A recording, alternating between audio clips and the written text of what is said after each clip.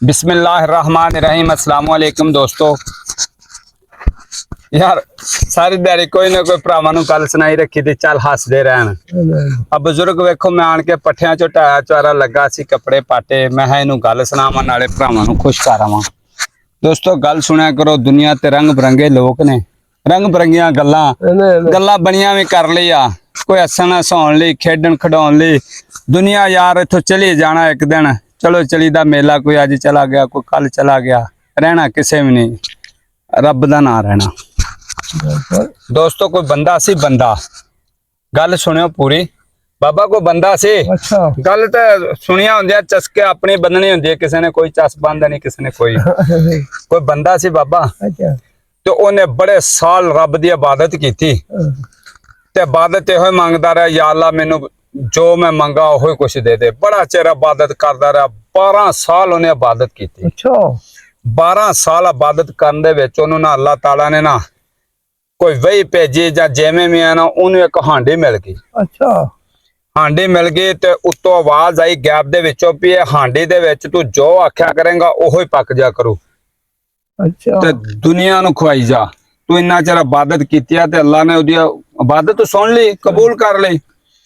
उन्हें भाई इंज कीता, लियांदी हांडी ते घर जाके ना जेड़ी चीज नूं आखे पक जा वो आपे पक जा करे। अल्लाह लो जो जदों उन्हें इबादत कीती, ओ भाई जेड़ी चीज आखे पक जा, दुनिया खाई जावे, आई जावे, देगां पकदियां जान ते दुनिया खाई जावे।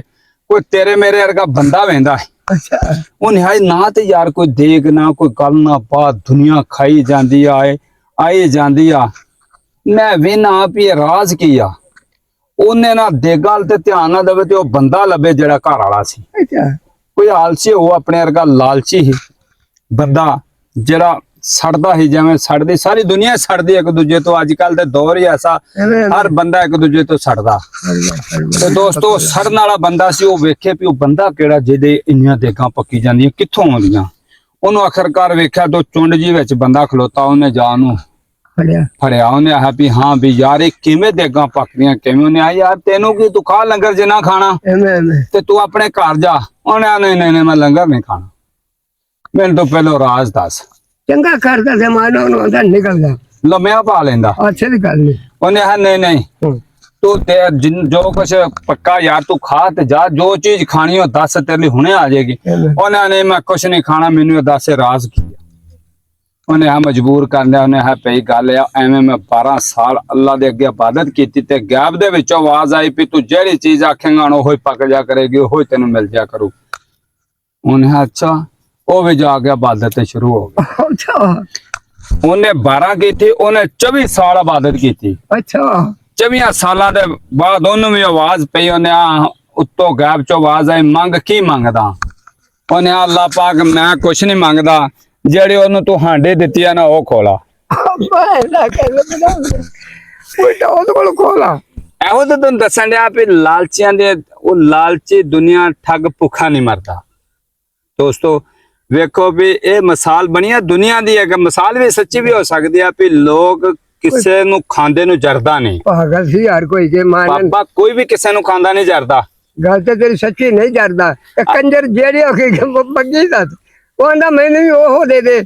ਯਾਰ ਬਾਬਾ ਆਪਾਂ ਹੀ YouTube ਤੇ ਕੰਮ ਕਰਦੇ, ਧੱਕੇ ਇੰਨੇ ਖਾਦੇ, ਗਰਮੀਆਂ ਦੇ ਵਿੱਚ ਕੰਮ ਕੀਤੇ, ਰੂੜੀਆਂ ਤੇ ਬੈਠੇ ਜ਼ਲੀਲ ਹੋਏ ਐਵੇਂ ਆ ਕਿ ਨਹੀਂ।